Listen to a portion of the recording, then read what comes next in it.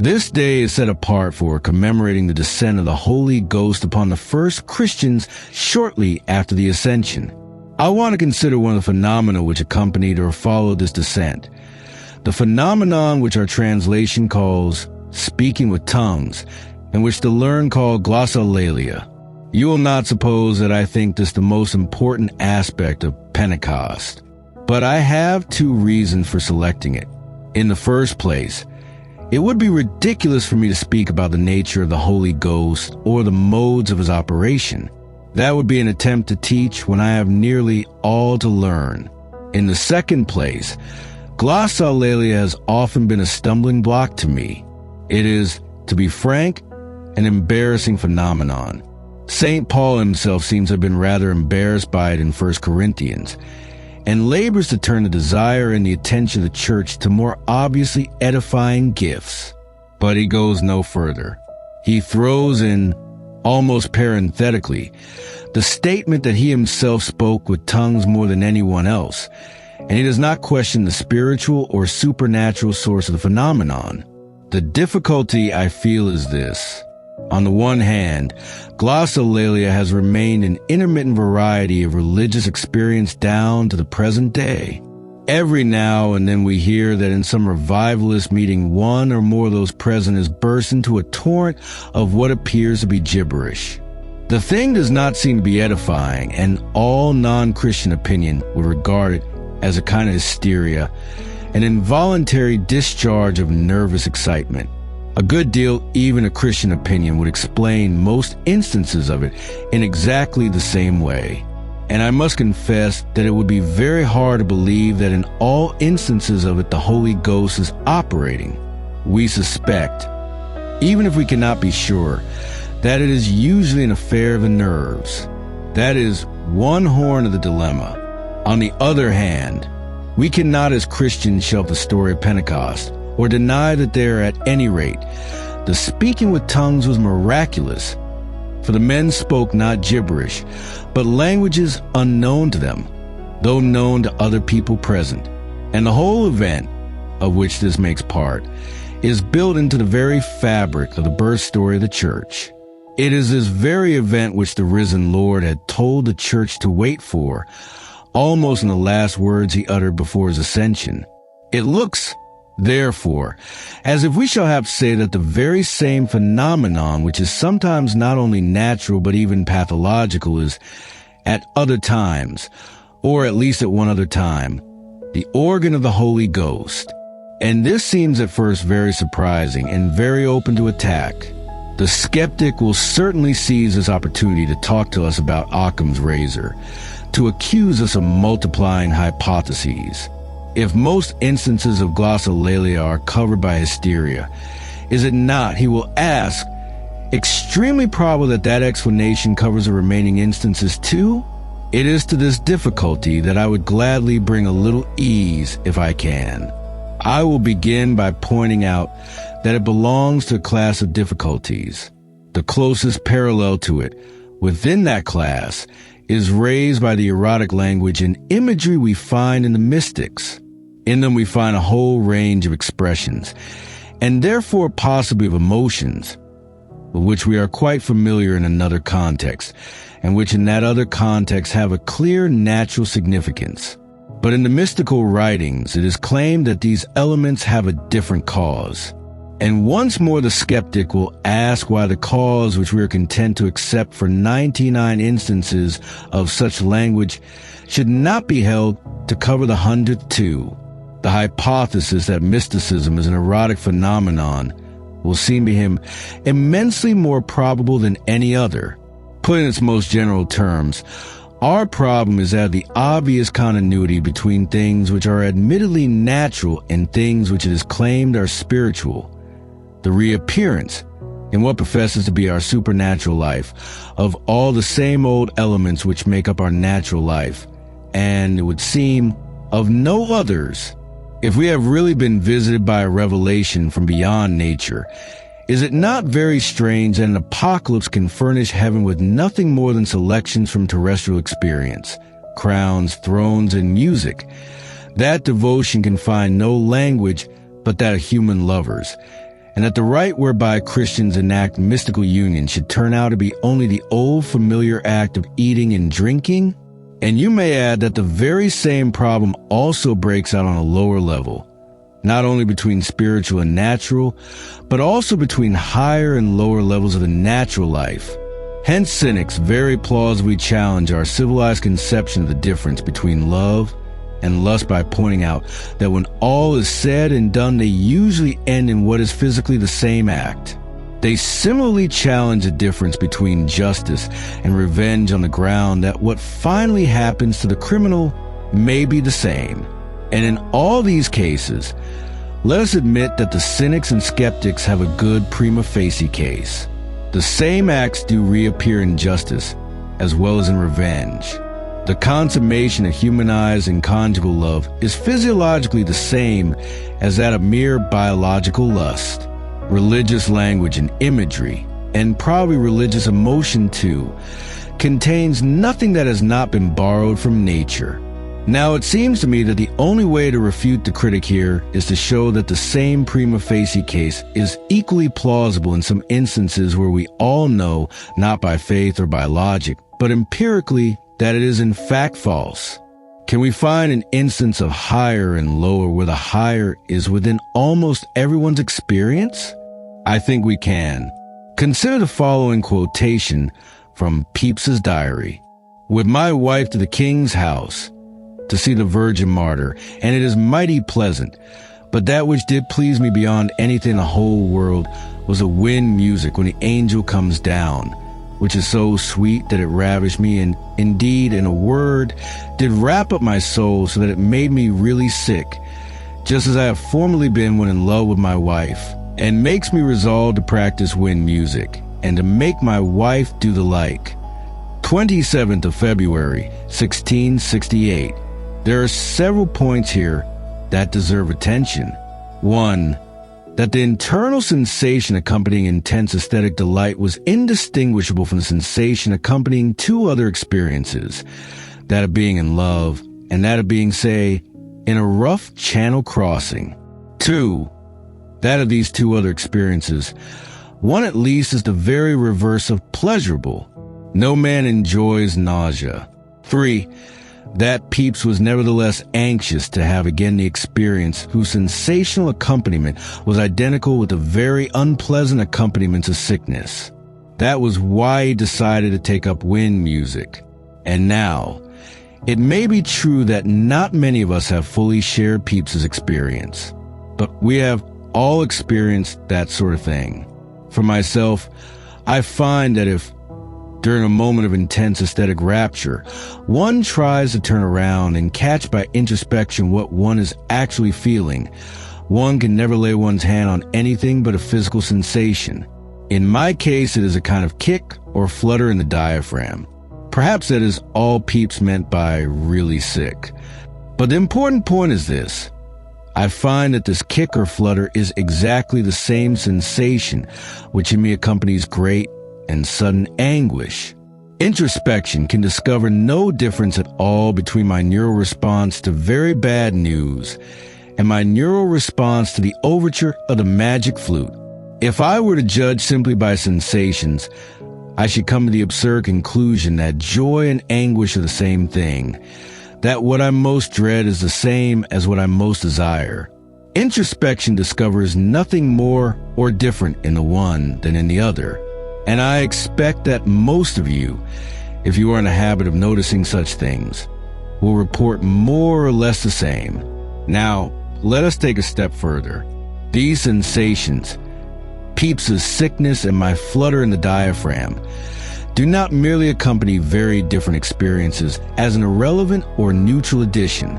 We may be quite sure that Pepys hated that sensation when it came in real sickness, and we know from his own words that he liked it when it came with wind music, for he took measures to make as sure as possible of getting it again. And I likewise love this internal flutter in one context and call it pleasure, and hate it in another and call it misery. It is not a mere sign of joy and anguish. It becomes what it signifies. When the joy thus flows over into the nerves, that overflow is its consummation. When the anguish thus flows over, that physical symptom is the crowning horror. The very same thing which makes the sweetest drop of all in the sweet cup also makes the bitterest drop in the bitter. And here, I suggest we have found what we're looking for. I take our emotional life to be higher than the life of our sensations.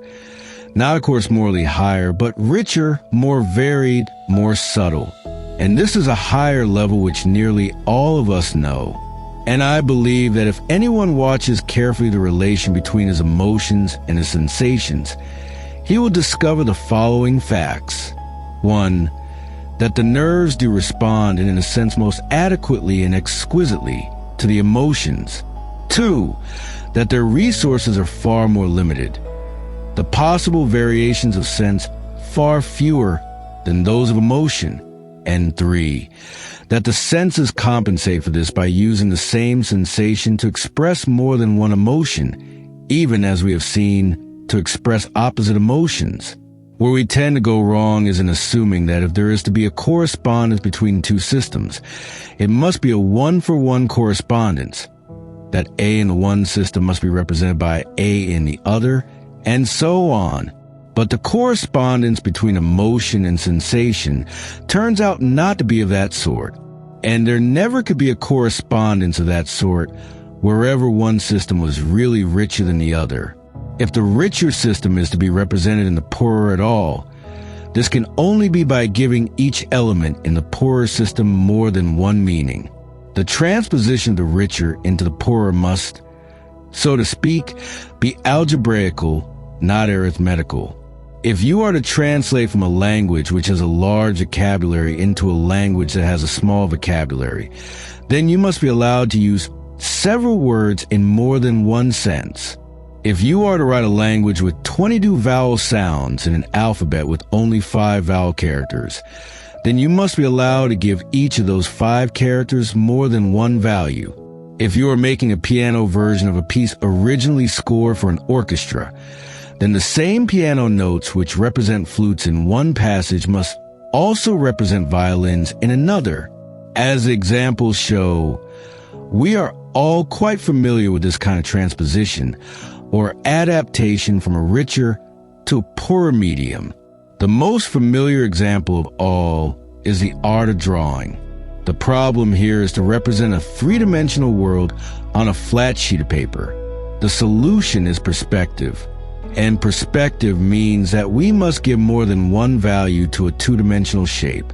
Thus, in a drawing of a cube, we use an acute angle to represent what is a right angle in the real world.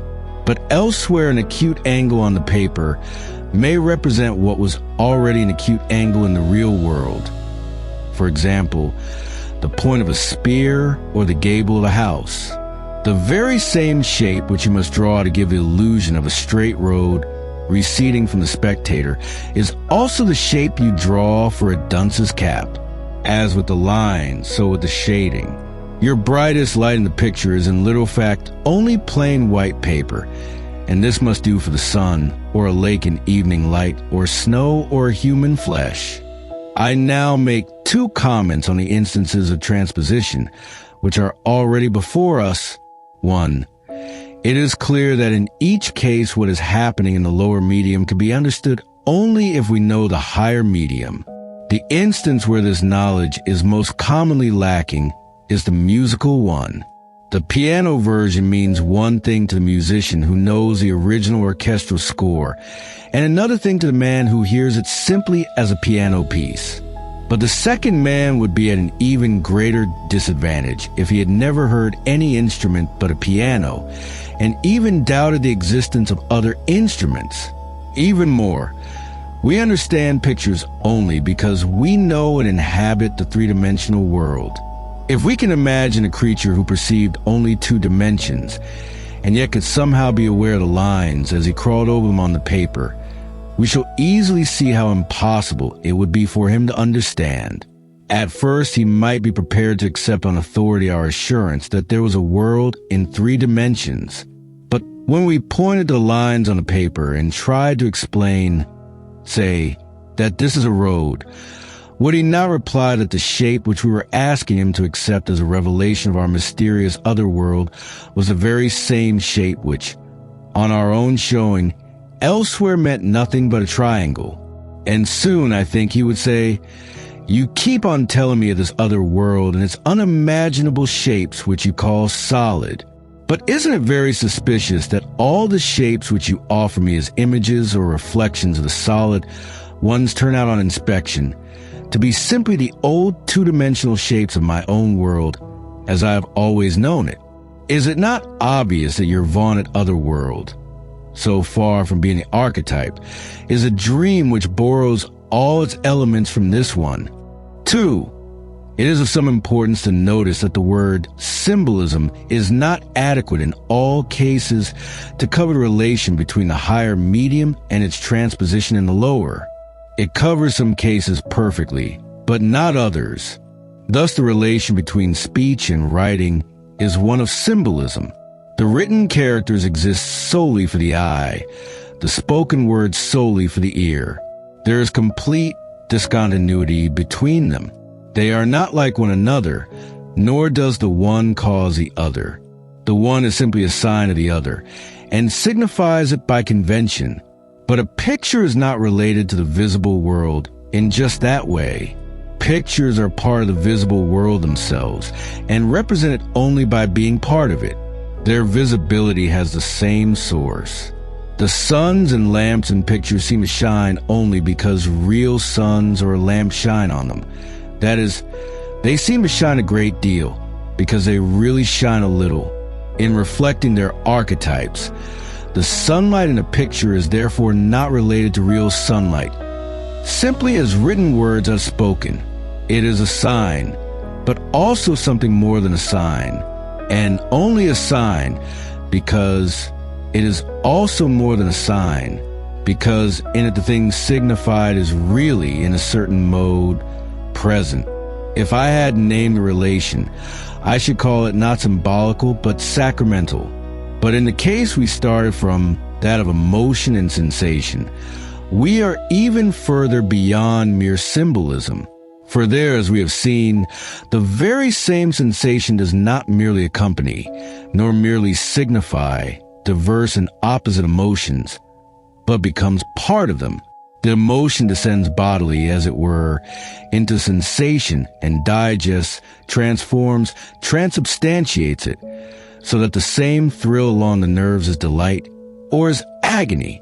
I am not going to maintain that what I call transposition is the only possible mode whereby a poor medium can respond to a richer, but I claim that it is very hard to imagine any other. It is therefore, at the very least, not improbable that transposition occurs whenever the higher reproduces itself in the lower. Thus, to digress for a moment, it seems to me very likely that the real relation between mind and body is one of transposition. We are certain that in this life, at any rate, thought is intimately connected with the brain. The theory that thought therefore is merely a movement in the brain is, in my opinion, nonsense. For if so, that theory itself would be merely a movement, an event among atoms, which may have speed and direction, but of which it would be meaningless to use the words true or false. We are driven, then, to some kind of correspondence. But if we assume a one-for-one correspondence, this means that we have to attribute an almost unbelievable complexity and variety of events to the brain. I submit that a one-for-one relation is probably quite unnecessary. All our examples suggest that the brain can respond in a sense adequately and exquisitely, can correspond to the seemingly infinite variety of consciousness, without providing one single physical modification for each single modification of consciousness. But that is a digression. Let us now return to our original question about spirit and nature, God and man. Our problem was that in what claims to be our spiritual life, all the elements of our natural life recur. And what is worse, it looks at first glance as if no other elements were present. We now see that if the spiritual is richer than the natural, as no one who believes in its existence would deny, then this is exactly what we should expect. And the skeptic's conclusion that the so-called spiritual is really derived from a natural, that it is a mirage or projection or imaginary extension of the natural, is also exactly what we should expect. For, as we have seen, this is a mistake that an observer who knew only the lower medium would be bound to make in every case of transposition. The brutal man never can by analysis find anything but lust and love. The Flatlander can never find anything but flat shapes in a picture. Physiology never can find anything in thought except twitchings of the gray matter. It is no good browbeating the critic who approaches a transposition from below on the evidence available to him. His conclusion is the only one possible. Everything is different when you approach the transposition from above, as we all do in the case of emotion and sensation, or the three-dimensional world in pictures, and as the spiritual man does in the case we are considering. Those who spoke with tongues, as St. Paul did, can well understand how that holy phenomenon differed from the hysterical phenomenon. Although, be it remembered, they were in a sense exactly the same phenomenon, just as the very same sensation came to Pepys in love, in the enjoyment of music, and in sickness. Spiritual things are spiritually discerned. The spiritual man judges all things and is judged of none. But who dares to be a spiritual man in the full sense? None of us. And yet we are somehow aware that we approach from above or from inside at least some of those transpositions which embody the Christian life in this world, with whatever sense of unworthiness, with whatever sense of audacity. We must affirm that we know a little of the higher system which is being transposed. In a way, the claim we are making is not a very startling one. We are only claiming to know that our apparent devotion, whatever else it may have been, was not simply erotic, or that our apparent desire for heaven, whatever else it may have been, was not simply a desire for longevity or jewelry or social splendors. Perhaps we have never really attained at all to what St. Paul would describe as spiritual life. But at the very least, we know in some dim and confused way that we were trying to use natural acts and images and language with new value, have at least desired a repentance which was not merely prudential, and a love which was not self-centered. At the worst, we know enough of the spiritual to know that we have fallen short of it, as if the picture knew enough of the three-dimensional world to be aware that it was flat. It is not only for humility's sake that we must emphasize the dimness of our knowledge. I suspect that, save by God's direct miracle, spiritual experience can never abide introspection. If even our emotions will not do so, since the attempt to find out what we are now feeling yields nothing more than a physical sensation, much less with the operations of the Holy Ghost. The attempt to discover by introspective analysis our own spiritual condition is to me a horrible thing, which reveals at best not the secrets of God's Spirit and ours, but their transpositions in intellect, emotion, and imagination, and which at worst may be the quickest road to presumption or despair. I believe that this doctrine of transposition provides for most of us a background very much needed for the theological virtue of hope. We can hope only for what we can desire. And the trouble is that any adult and philosophically respectable notion we can form of heaven is forced to deny of that state most of the things our nature desires. There is no doubt a blessedly ingenuous faith, a child's or a savage's faith, which finds no difficulty.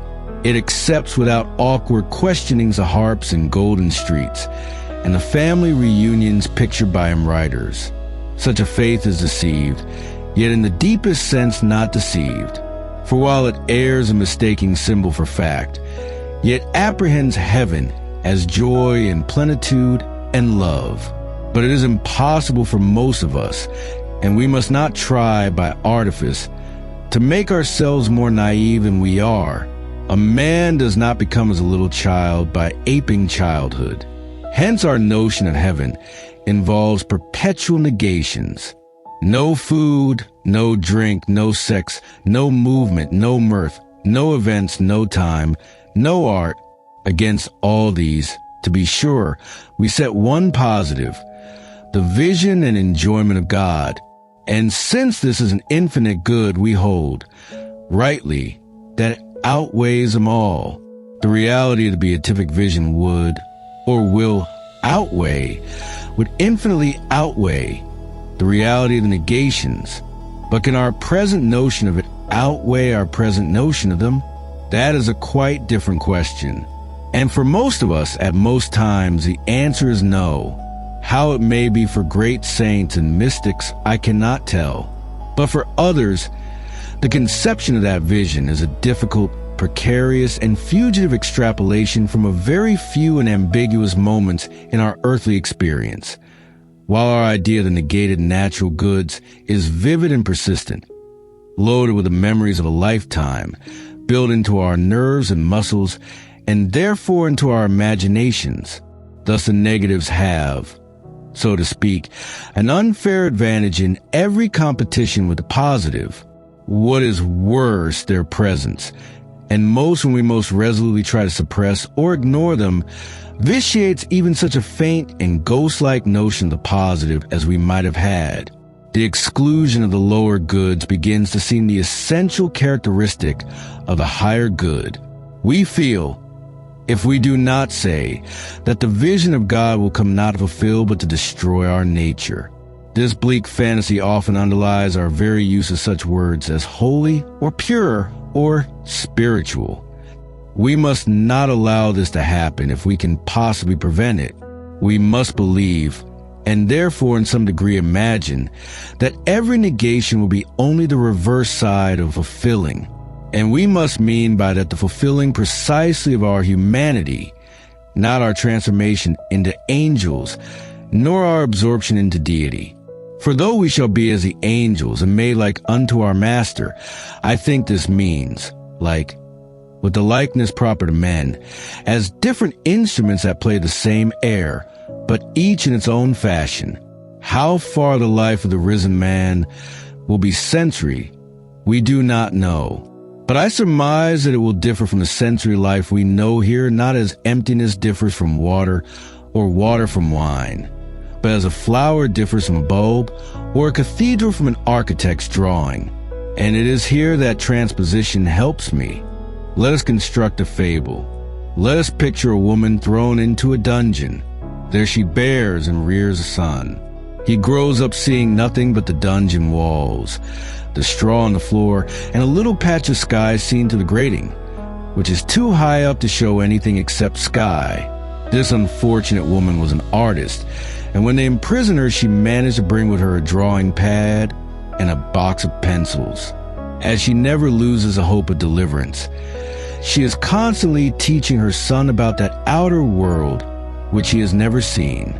She does it very largely by drawing him pictures. She attempts to show him what fields, rivers, mountains, cities, and waves on a beach are like. He is a beautiful boy and does his best to believe her when she tells him that the outer world is far more interesting and glorious than anything in the dungeon.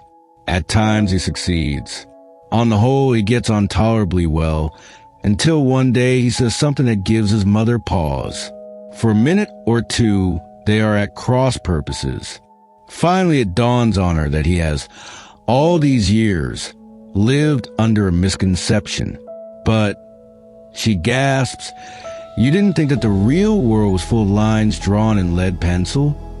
"What?" says the boy. "No pencil marks there?" And instantly his whole notion of the outer world becomes a blank. For the lines by which alone he was imagining it have now been denied of it. He has no idea of that which will exclude and dispense with the lines, that of which the lines were merely a transposition, the waving treetops, the light dancing on the weir, the colored three-dimensional realities which are not enclosed in lines, but define their own shapes at every moment with delicacy and multiplicity which no drawing could ever achieve. The child will get the idea that the real world is somehow less visible than his mother's pictures. In reality, It lacks lines because it is incomparably more visible. So with us, we know not what we shall be, but we may be sure we shall be more, not less, than we were on earth. Our natural experiences, sensory, emotional, imaginative, are only like the drawing, like pencil lines on flat paper. If they vanish in the risen life, they will vanish only as pencil lines vanish from the real landscape, not as a candle flame that is put out, but as a candle flame which becomes invisible because someone has pulled up the blind, thrown open the shutters, and let in the blaze of the risen sun. You can put it whichever way you please. You can say that by transposition our humanity, senses and all, can be made the vehicle of beatitude. Or you can say that the heavenly bounties by transposition are embodied during this life in our temporal experience. But the second way is the better. It is the present life which is the diminution, the symbol, the edited, the as it were vegetarian substitute. If flesh and blood cannot inherit the kingdom, that is not because they are too solid, too gross, too distinct, too illustrious with being. They are too flimsy, too transitory, too phantasmal. With this, my case, as the lawyers say, is complete, but I have just 4 points to add. 1. I hope it is quite clear that the conception of transposition, as I call it, is distinct from another conception often used for the same purpose. I mean the conception of development. The developmentalist explains the continuity between things that claim to be spiritual and things that are certainly natural by saying that the one slowly turned into the other. I believe this view explains some facts, but I think it has been much overworked. At any rate, it is not the theory I am putting forward. I am not saying that the natural act of eating, after millions of years, somehow blossoms into the Christian sacrament. I am saying that the spiritual reality which existed before there were any creatures who ate gives this natural act a new meaning, and more than a new meaning, makes it, in a certain context, to be a different thing. In a word, I think that real landscapes enter into pictures, not that pictures will one day sprout out into real trees and grass. 2. I have found it impossible, in thinking of what I call transposition, not to ask myself whether it may help us to conceive the Incarnation. Of course, if transposition were merely a mode of symbolism, it could give us no help at all in this matter. On the contrary, it would lead us wholly astray, back into a new kind of Docetism, or would be only the old kind, and away from the utterly historical and concrete reality which is the center of all our hope, faith, and love.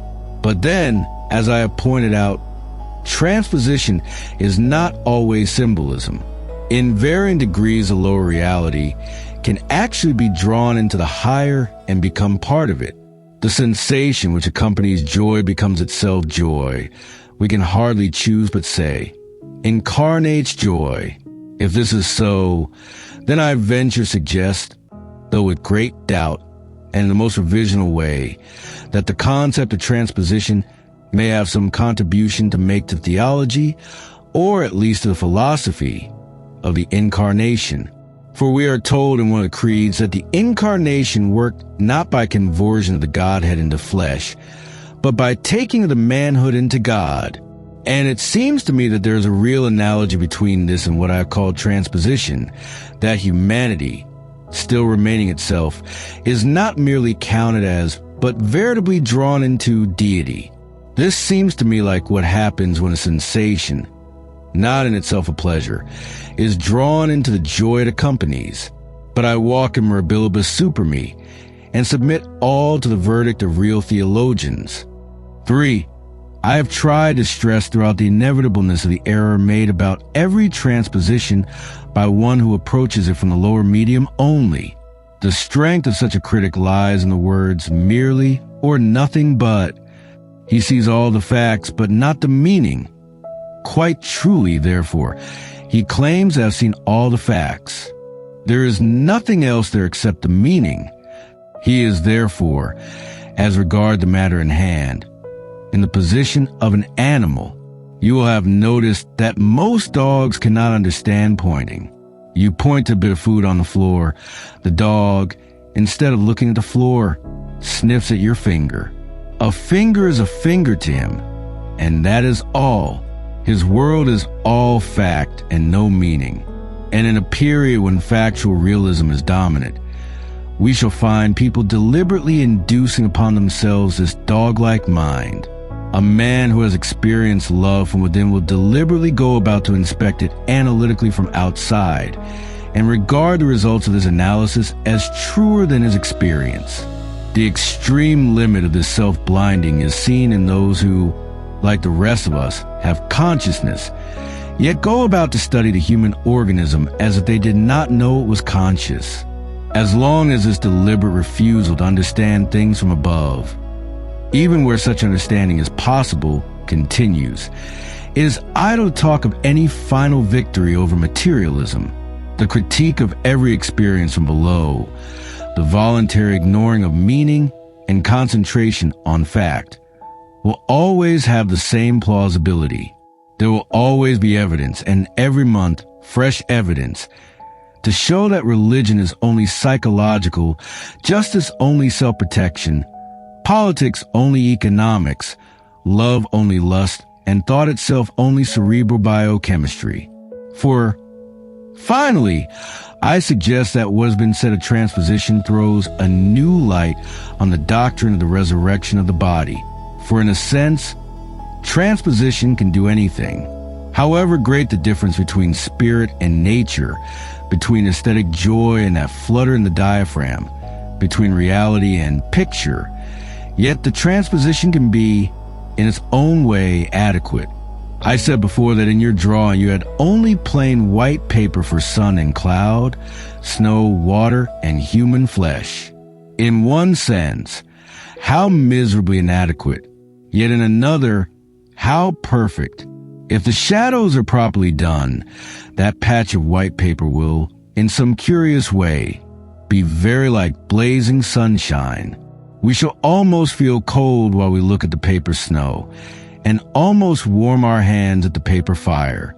May we not, by a reasonable analogy, suppose likewise that there is no experience of spirit so transcendent and supernatural, no vision of deity himself so close and so far beyond all images and emotions, that also there cannot be an appropriate correspondence on the sensory level, not by a new sense, but by the incredible flooding of those very sensations we now have with a meaning, a transvaluation, of which we have here no faintest guess.